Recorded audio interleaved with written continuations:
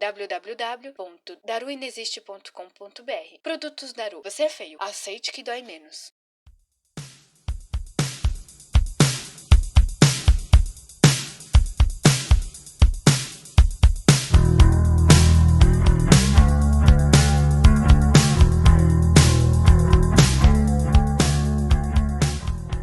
Sou Rubens, Biomedicina, 6º semestre. Olá, gente, eu sou a Daniela Ângulo, 7º semestre. Vamos falar um pouquinho hoje de perfusão extracorpórea, ou SEC, circulação extracorpórea. Tentar explicar para vocês de uma maneira objetiva o que seria e o que faz esse profissional perfusionista. E no caso vamos falar do biomédico, né? Porque a perfusão extracorpórea é uma habilitação. Então a gente pode se especializar aí na área e poder realizar esses procedimentos tão legais que você já vai ver agora. Então tudo começou em 1930, quando o médico cardiologista John Gibbon, ele reparou que seus pacientes, principalmente no pós-operatório, tinham complicações. Ele percebeu que tinha formação de bolhas na circulação, né? Havia a formação de bolhas na circulação sanguínea desses pacientes. Então ele pensou, de alguma maneira, tem que ser resolvido esse problema, né? Isso. E você não pode esquecer, Dani, que atrás de um grande homem tem sempre uma grande mulher. A sua esposa, Mary Gibbon, foi muito importante para desenvolver a máquina de perfusão extracorpórea, ou seja, um aparelho que direciona o sangue do paciente ao mecanismo para transformar em arterial, retirando as bolhas que acabavam gerando óbito nos pacientes. E olha só que legal, no dia 6 de maio de 1953, o Dr. John Gibbon, né, e sua esposa, eles fizeram a primeira cirurgia com sucesso usando a máquina de perfusão extracorpórea. A partir dessa invenção, a técnica de cirurgia cardíaca se desenvolveu melhor, tanto o aparelho e as máquinas também de perfusão extracorpórea, deixando o coração limpo e parado, dando uma tranquilidade maior para o cirurgião cardíaco, o anestesista e o biomédico que controla a querida máquina de perfusão extracorpórea, o SEC. É verdade. E o objetivo dessa máquina é fazer a função do coração pela bomba arterial e a função dos pulmões pelo oxigenador. E como tudo isso ocorre, Rubens? Então, Dani, não é tão simples, tá? Então, uma cânula venosa que é ligada no átrio direito pelo cirurgião, por meio dessa cânula, o sangue vai para a bomba arterial. Depois vai para o permutador de calor, que tem a função de regular a temperatura do paciente. Depois disso, chega ao oxigenador, que tem a função de transformar o sangue venoso em sangue arterial, que é nosso pulmão artificial. Depois passa pelo filtro arterial, que está representado na máquina, o sangue venoso na cor azul e o sangue arterial na cor vermelha. Ah, legal. E por falar no filtro, é onde vão reter as pequenas partículas, né, de gordura, fragmentos minúsculos, esses tipos de substância, também cálcio. Depois disso, ele é direcionado, todo o sangue é direcionado para a aorta e é levado para todo o restante do corpo para oxigenar todos os tecidos, né? E a circulação do próprio coração, como que fica? A circulação do próprio coração é feita por uma solução cardioplégica, que consiste no sangue do paciente acrescido de medicamentos que o mantém parado e seguro para uma cirurgia com tempo indeterminado. Interessante. E quais são as cirurgias indicadas para perfusão extracorpórea? Praticamente em todas as cirurgias cardíacas, ponte de safena, implante valvar, aórtico, tricúspide e mitral, transplante cardíacos e outros. E falando nisso, Dani, o que o biomédico perfusionista faz durante todo o procedimento? Bom, o biomédico, ele antes da cirurgia, ele tem que checar todo o material, ele também precisa checar se o maquinário, se está tudo certo, e precisa também conhecer bem o paciente, né? Ele vai fazer a calibração das cânulas, tanto arteriais, as venosas, todas elas, e ele precisa começar a perfusão, né, o procedimento de maneira lenta, com um fluxo adequado sobre todo o tempo, e ele, a partir daí, vai coletar os exames de gasometria, receber a resposta, vai fazer as correções necessárias. Além do exame de gasometria, tem contagem de plaquetas, glicemia, hemoglobina, eletrólitos e hematócritos. Existem algumas correções que o biomédico tem que fazer, ele está habilitado a fazer essas correções, como correção de ventilação, correção de acidose metabólica e regulagem de temperatura. Precisa manter o paciente estável todo o tempo, incluindo no pós-operatório fazer cálculo de heparina e protamina. A heparina geralmente é usada para afinar o sangue e a protamina para cortar o efeito da heparina. Interessante. Nesse caso, ele fica sendo uma desvantagem pelo fato de causar uma inflamação, né? Ser o precursor de uma inflamação, pelo fato de ser uma circulação artificial. Em alguns momentos você vai precisar esfriar, aquecer esse sangue. Então, uma das desvantagens é essa parte que pode provocar inflamação.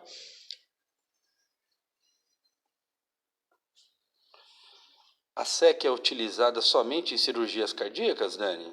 Não, para além das cirurgias cardíacas, você tem outros tipos de cirurgia, como remoção de tumores intracranianos, transplantes de hepáticos, aqueles mais complicados, plastia de traqueia e outros tipos de cirurgia, como correção de aneurismas tórico-abdominais, dissecção da aorta, até fazer banhados de quimioterápicos quentes e também para tratamentos experimentais, né, e vários outros casos.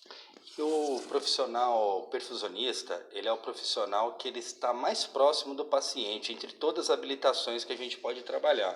E tem um detalhe, você que gosta de tensão, gosta de ver um pouquinho de sangue, essa é a profissão.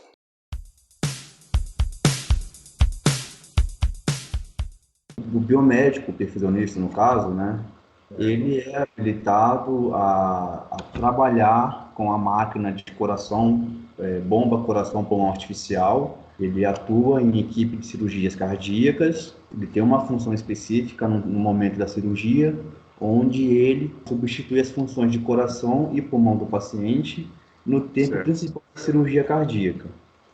A gente faz toda a função de circulação, bombeamento e troca gasosa do paciente de um modo extracorpóreo, fora do corpo, artificialmente, através de todo o maquinário, materiais descartáveis.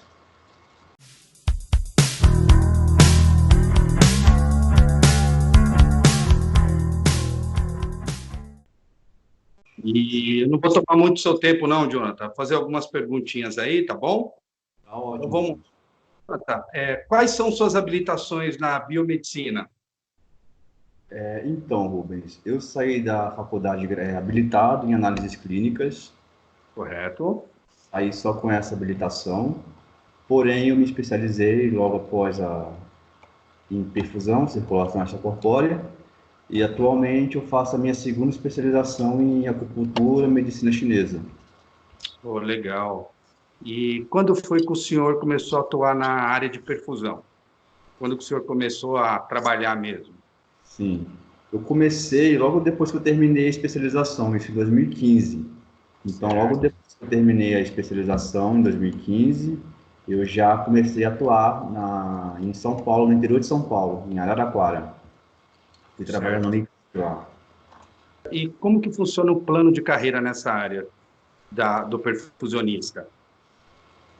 Rubens, vai depender muito de região, de serviço, né, digamos assim, de porte do hospital, se é um hospital de médio porte, de grande porte, porque tem hospitais que têm equipes de perfusionistas, então dá para se ter um plano de carreira, né?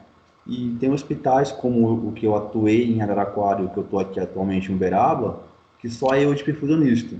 Então, não tem nem assim como almejar algo além por ser só eu. Então, digamos que eu já estou no nível máximo na minha função, porque é só eu, não tenho equipe. Você é responsável sozinho por uma cirurgia de emergência, você tem que estar em stand-by, vamos dizer assim, Exatamente. todo momento. Então, ao mesmo tempo que você está aí tranquilo, não tem um dia certo de folga. Exatamente. Por ser só eu, sempre que for necessário, eles me acionam e eu Certo. tenho cirurgia.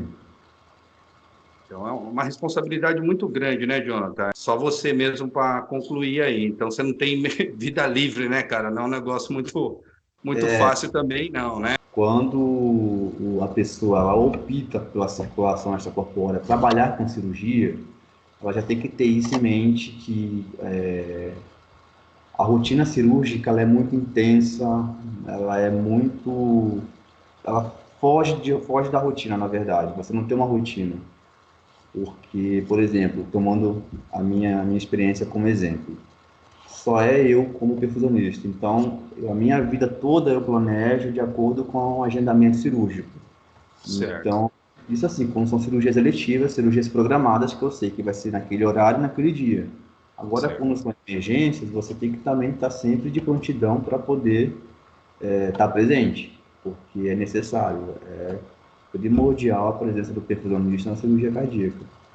Então, tem que ter essa noção de que tem que fazer muitas abdicações pessoais por conta da profissão. Imagino. Qual foi o máximo que você participou, que você ficou em cirurgia, em horas, carga de horário? Em cirurgia cardíaca, em cirurgia de modo geral, a gente trabalha com minutos. Certo. Então, o maior tempo que eu fiquei em circulação extracorpórea com um paciente foi inclusive aqui em Uberaba agora, que foram eu vou falar em horas, que foram de 5 horas e 30 minutos, 5 horas e meia para o paciente de circulação extracorpórea. Foi uma cirurgia de emergência que aconteceu e era um caso muito complicado, bem grave. E aí, por conta de todo o diagnóstico do paciente, a cirurgia em si, ela é uma cirurgia muito longa, muito complexa. Então, eu fiquei com o paciente em perfusão durante esse tempo de 5 horas e 30 minutos, 5 horas e meia. Até hoje Entendi. eu estou um tempo maior, sim. Entendi. E quais são os melhores locais para se trabalhar, onde você teria uma remuneração melhor? Seria um concurso público? Seria essa efetividade que você tem, como você falou, que você vamos dizer, só tem você, né, no caso aí, né? Do privado para o público, há muita diferença nisso daí, Jonathan? Então, Rubens, como eu te falei, é tudo muito relativo por conta de depender de alguns fatores, como região, tamanho do hospital, da instituição, né, do serviço, se é equipe de perfusionistas ou se é só você atuando sozinho. Então, são vários fatores que contribuem para essa composição salarial, assim a gente pode dizer. Então, vamos supor a região sudeste, São Paulo, que é o maior centro de cirurgias cardíacas no Brasil. Tem-se muitos perfusionistas em São Paulo atuando em INCOR, na Beneficência Portuguesa, Dante Pazanese, que são hospitais de referência em cirurgias cardíacas aí em São Paulo, inclusive no Brasil. Porém, por ser já uma área saturada aí em São Paulo, a remuneração não chega a ser tão boa comparado a algumas regiões interioranas do Brasil, até mesmo Entendi. em São Paulo. Então, por exemplo, o serviço que eu estava em Araraquara, era só eu também, e o meu salário basicamente era o mesmo comparado à perfusionista de São Paulo, porém eu tinha minha rotina bem flexível, era tudo muito mais flexível por ser só eu, e também haver uma negociação perfusionista, cirurgião, para que a gente pudesse ali alinhar nossas rotinas e tudo mais, e desse modo trabalhar, né, dentro das nossas possibilidades. Em relação a se privado ou público é melhor, concurso público com certeza sempre paga-se bem melhor. Inclusive tinha até aberto há pouco tempo da EBSER, né, que é um órgão público que administra os hospitais federais do Brasil, que o salário, se eu não me engano, acho que está em torno de R$ 8.000, 8 mil e pouco. Assim, com uma Certo. carga acho que de 40 ou 44 horas semanais. Mas geralmente hospitais federais é mais de um perfusionista, é uma equipe de 2 ou 3, até mais perfusionistas. Então também se tem ali um modo de se trabalhar mais tranquilo por ter essa divisão de responsabilidades. Estabilidade que você está aí hoje, né, Jonathan? E o carro-chefe para se estudar perfusão extracorpórea hoje no Brasil? Quais são os melhores lugares para estar fazendo uma pós-graduação aí na área de perfusão, né?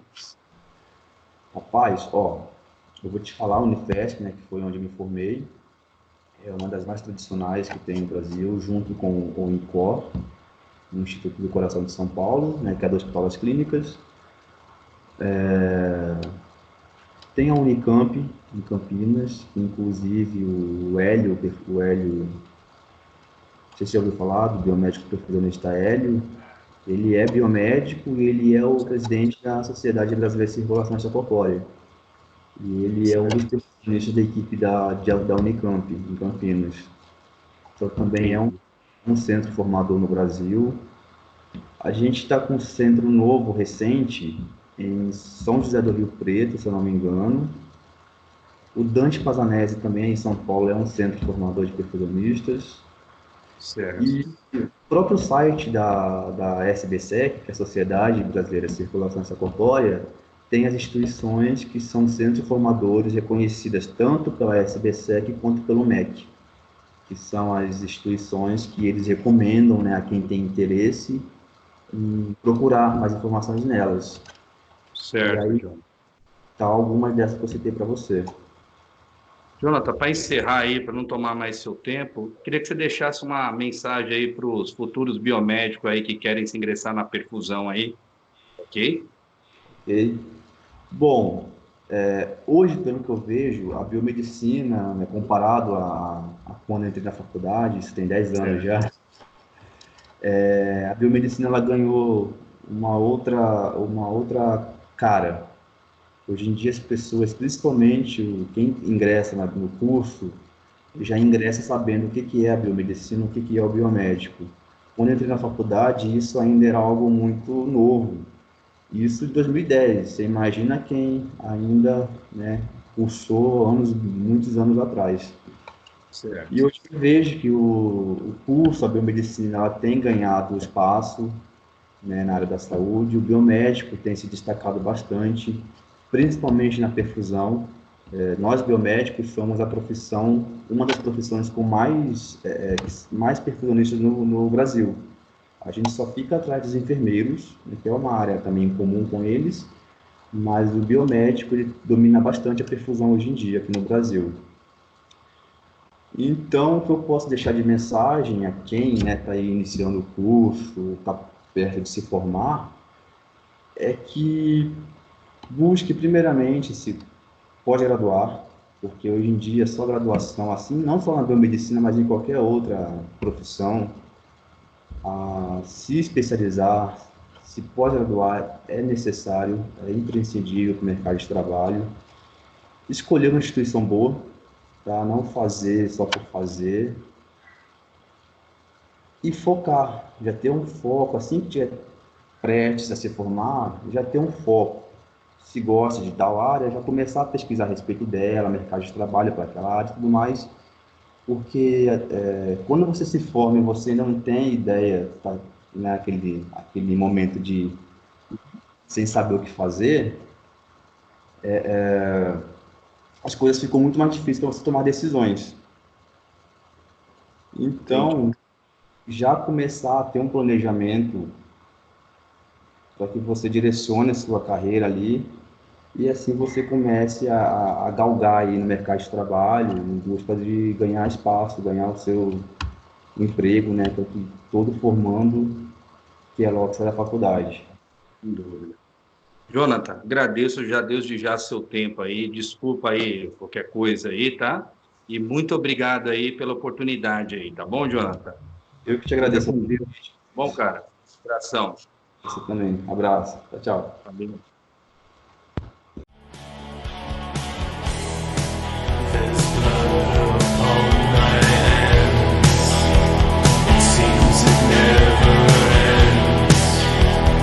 Found her in the